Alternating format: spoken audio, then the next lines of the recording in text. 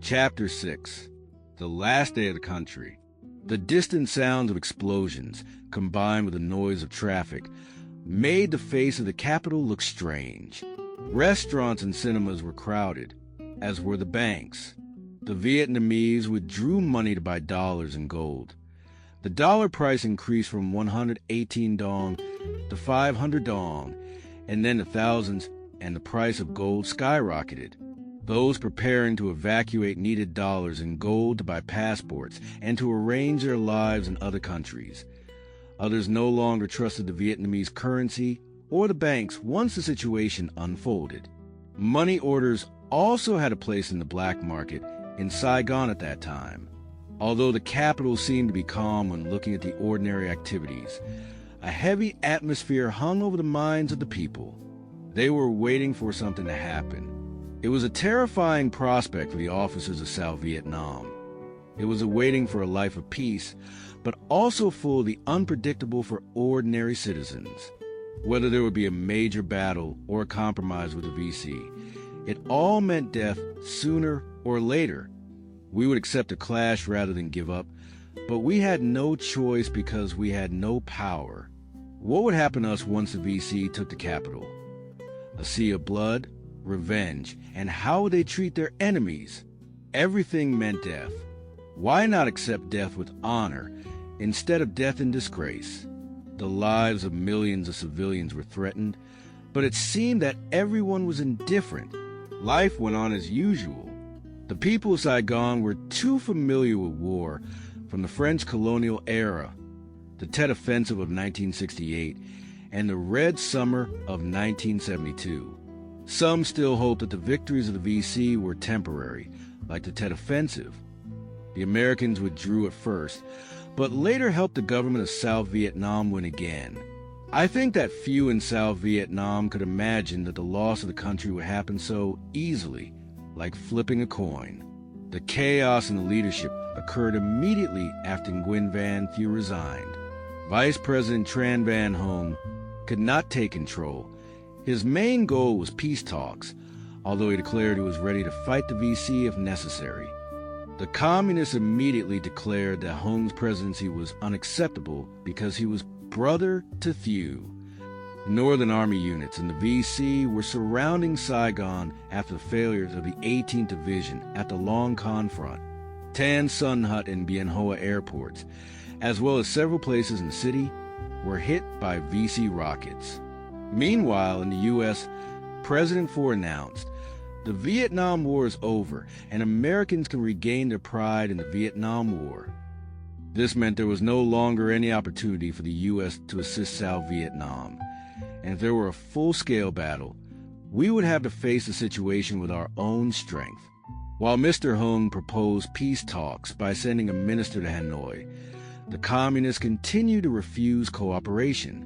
In a speech, the new president said, "Our allies have abandoned us, so we must protect our country.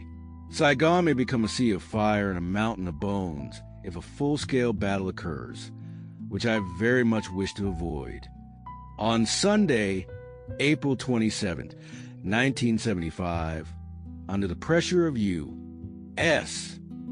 Ambassador G. Martin and the South Vietnamese leaders, Tran Van Hong announced his resignation after 6 days in office. He said he would hand over power to the person chosen by the South Vietnamese National Assembly to bring peace to South Vietnam. We received the news with complete despair. We had to find every way to escape the country. We all knew that the next president would be Duong Van Minh, a senior leader of the Third Force, a faction mediating between the government of South Vietnam and the communists and linked to the Buddhist and Quang sect. A negotiation in such a weakened position meant failure. It might avoid a bloodbath for the people, but could not avoid the vengeance against us, the enemies of the communists.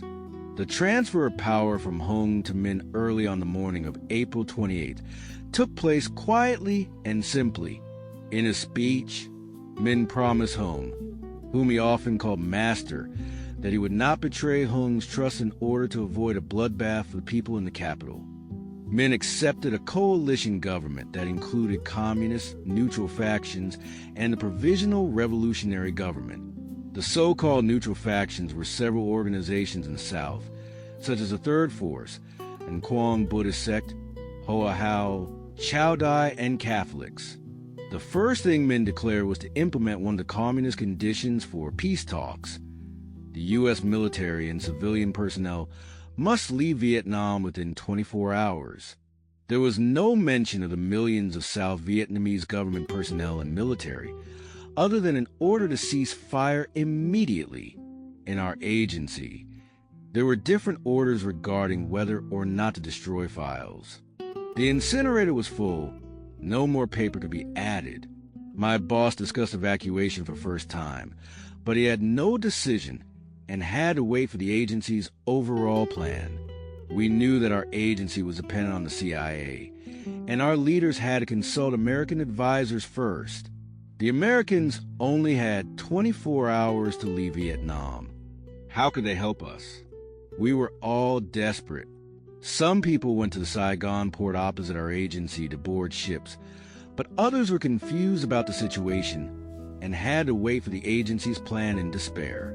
After hearing my boss's order to gather at the safe house on Hai Ba Trung Street the next morning, I took my wife home. It was almost dusk, but a few helicopters were still circling the sky. The streets seemed different from yesterday. Pedestrians rushed. Both armed and unarmed soldiers walked everywhere. Military vehicles drove through the city.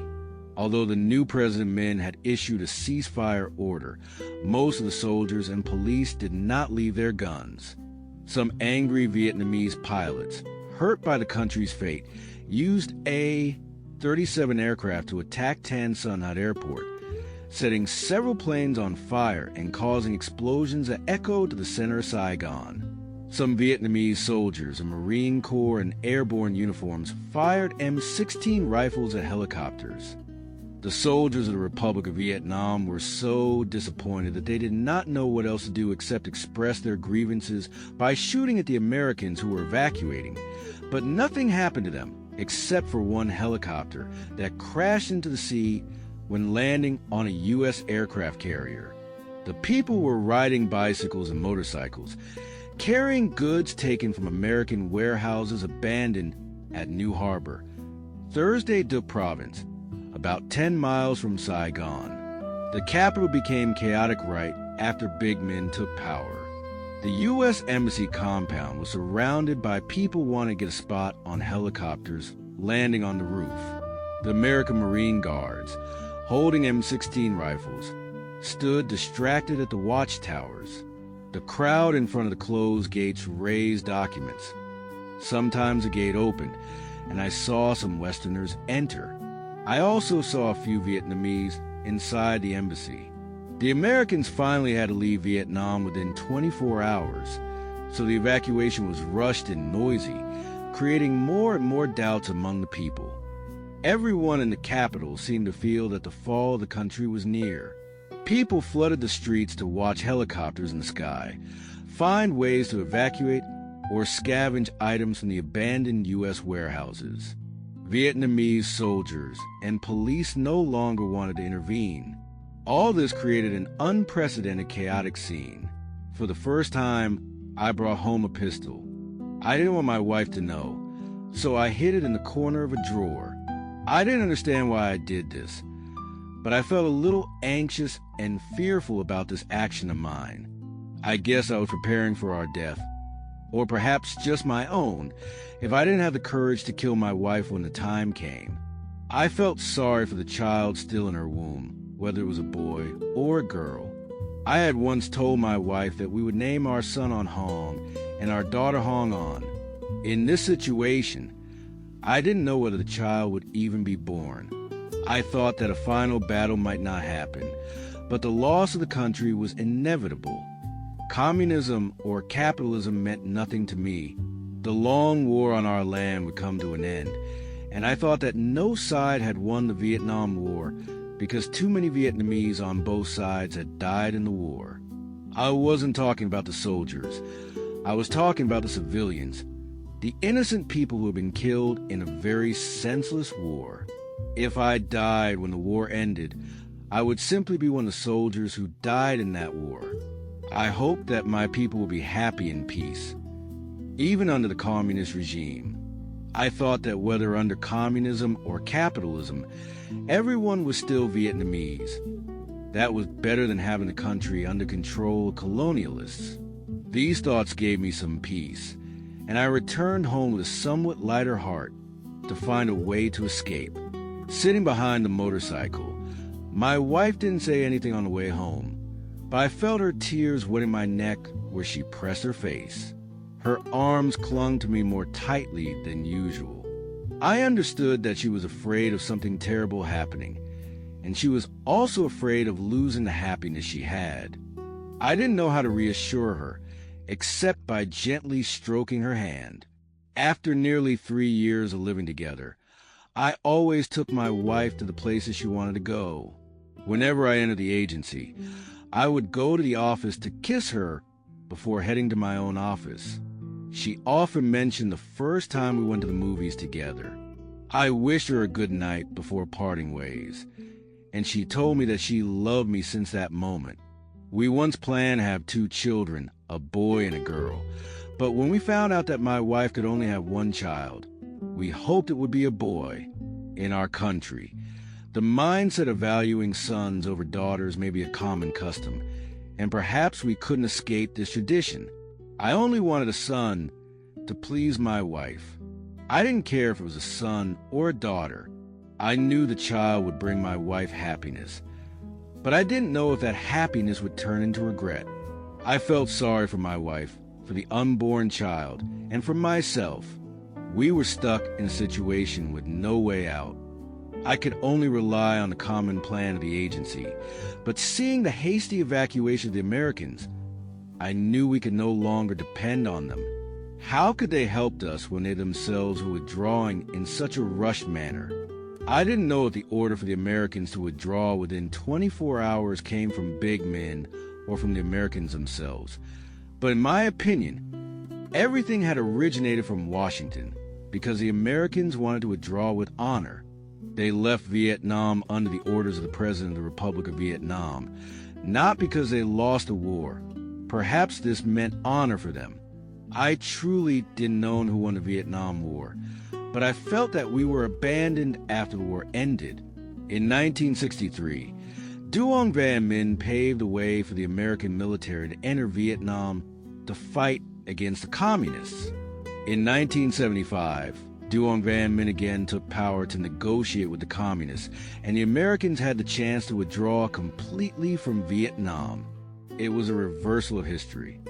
Vietnam's history has gone through 1,000 years of Chinese domination, 100 years of French colonialism, and over 20 years in the conflict between capitalism and communism. The Vietnamese people desired peace above all else, but it must be peace with freedom, not under foreign control. The Vietnamese equated patriotism and communism because they couldn't distinguish between the two. The government of South Vietnam failed to make this distinction clear to people, and most of them saw the communists as patriots and the Americans as invaders.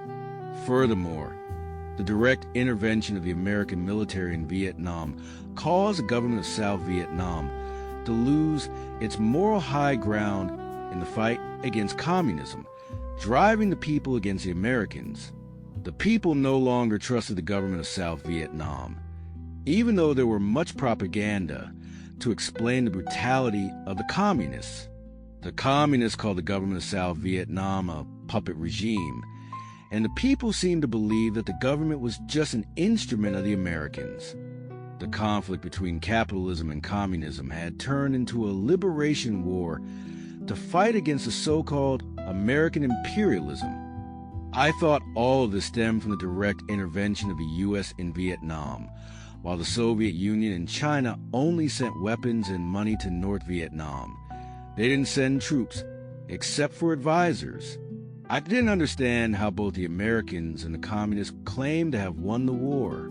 The real losers were perhaps we, the government and the armed forces of the Republic of Vietnam. We had to accept everything that happened because we lost the war, no matter who we blamed. I knew this, and I was awaiting in pain the misfortunes that would come to me and my family. I didn't know when these things would happen, in a few days or in a few months, but they would come, and there was no way to avoid them because any alliance with the communists is always suicidal, especially an alliance in a position of weakness. The history of Vietnam had proven this. Once in 1945, the government formed an alliance between the communists and several other parties, but it was only temporary for the communists to have time to eliminate those who were not communists. And in 1954, not long after the communists had signed the Geneva Accords, their army crossed the demilitarized zone to invade South Vietnam. I did not thought the coalition government proposed by big men would be accepted by the communists, especially when they were in a winning position. Even if they accepted big men's proposal temporarily, it would be a way for them to seize power and eliminate others. Our defeat was just a matter of time. When I arrived home, everyone already gathered at my mother's house. Lon, Fung, Tai, and I shared our concerns with each other because we all found ourselves in similar situations. Lon and Fung decided not to board their ship because their wives refused to go anywhere. I believe no Vietnamese person would want to leave their homeland unless it was absolutely necessary. The Vietnamese people always lived within the boundaries of their village's bamboo fences. They rarely left the place they had lived, and they were very proud of the land where they were born, no matter how poor it was. Millions of northern Vietnamese people migrated to the South in 1954 when the communists took over the North. They built their new villages and lived together, maintaining their own customs, even though they were living on a different part of Vietnam. I couldn't imagine how Vietnamese people would fare once they lived abroad. On top of that, no one knew where they would go once they boarded the boat or the helicopter. Everything was a gamble with fate. As for me, I wouldn't leave alone because I didn't want to abandon my wife, who was still pregnant. In case of necessity, I planned to hide somewhere until my wife gave birth. Then, we would find some way to escape. One thing I predicted at the time was a transitional phase between big men and the communists, which would give me enough time to prepare for our evacuation. I shared this thought with my wife to calm her down and to reassure myself as well. That night, we packed everything essential to prepare for the gathering at our boss's safe house the next day. I couldn't sleep as my mind kept racing with thoughts of everything that had happened in my life. The smell of coffee and cigarettes in the room kept me awake all night. My wife had fallen into a deep sleep, probably exhausted, I guessed. It was a silent night, except for the sound of helicopters flying above and distant explosions. The curfew was still in effect, so there were no vehicles or pedestrians except for military vehicles on duty. The flare lights in the sky illuminated the small road below the back window of my mother's house, where I had once lived as a child. The small writing desk where I used to study from elementary school to university still sat in the corner of the room, with my childish drawing still visible on the surface. The bed I was lying on was the same bed I had slept in as a child.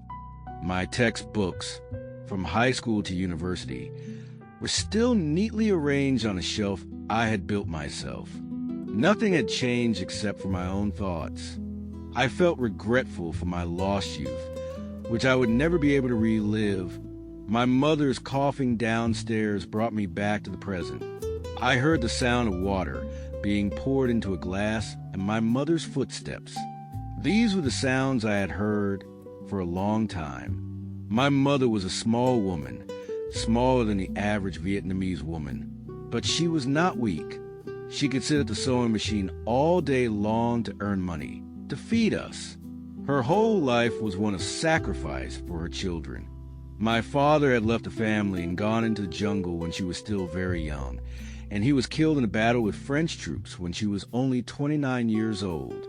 Since then, she had to raise us on her own. as a seamstress. She worked very hard every day from early morning until late at night. She sent us to school and hoped that we would graduate from university to avoid the poverty she had to endure. When I worked for the South Vietnamese government, my younger sister became a professor and my younger brother became an interpreter. We asked our mother not to work anymore, but she said that she had grown used to working and couldn't sit idly waiting for our money.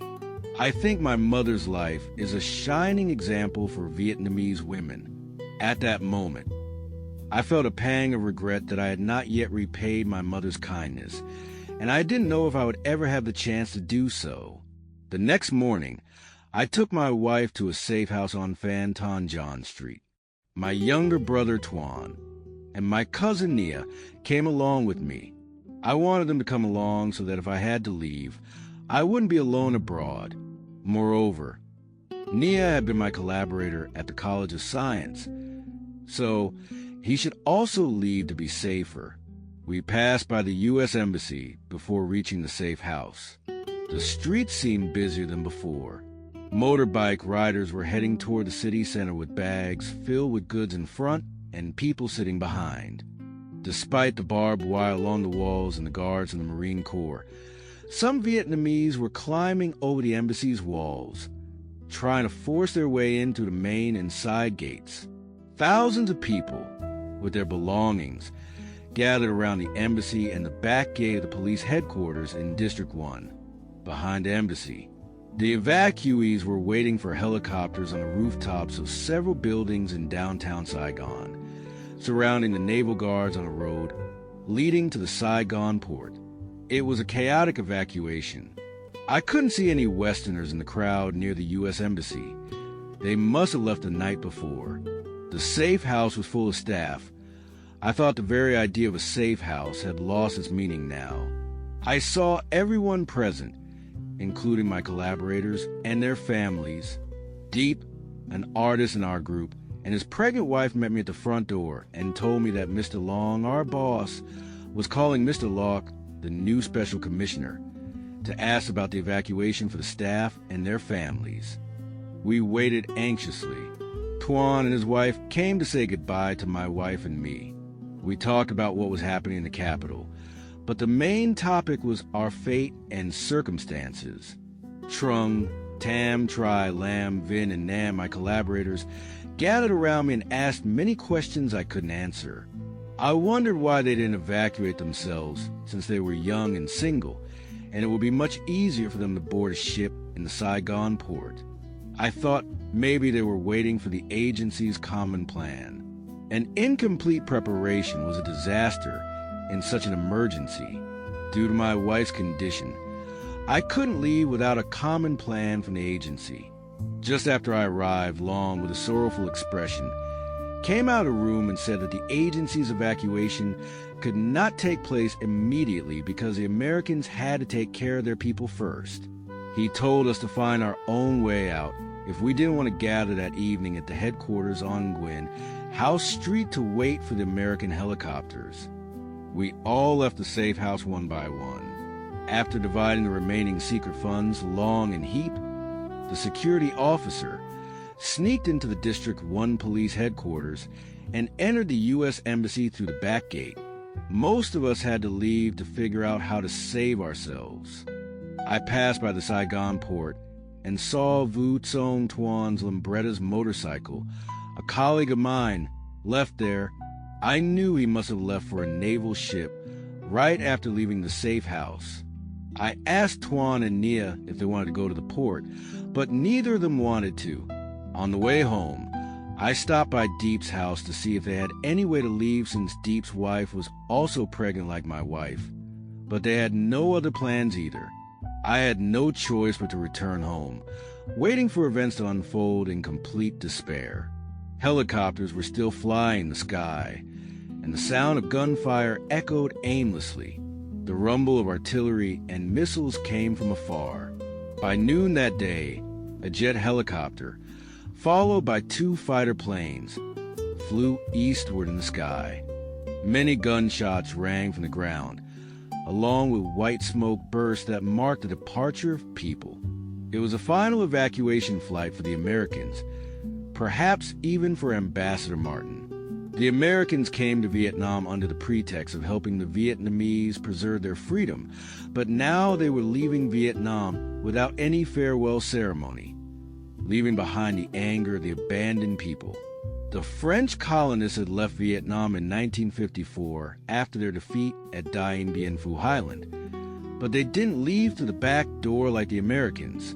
They had helped those who collaborated with them, or those who didn't want to live under communism to leave the South or go to France. I truly don't understand why a so-called great power like the U.S. couldn't find a way to leave with dignity instead of running away hastily like that. They always claimed to have won the Vietnam War, awarding their soldiers all kinds of medals. Why then did they let their ambassador run away like a traitor? The people of Saigon poured into the streets to watch the final departure of the Americans with mixture of humor and a tinge of bitterness and shame. The South Vietnamese soldiers saw it as their own suffering. Their leaders had either resigned or fled, and their allies had pulled out. How could they deal with a situation when the so-called Third Force government was forcing them to lay down their weapons? The Third Force, who had disrupted the rear to aid the enemy, was now governing the country to negotiate with the enemy. How could I trust them? My evacuation route had been blocked. I was caught in a dilemma. All I could do was sit and wait for whatever would come to me, even death, which I was already preparing for.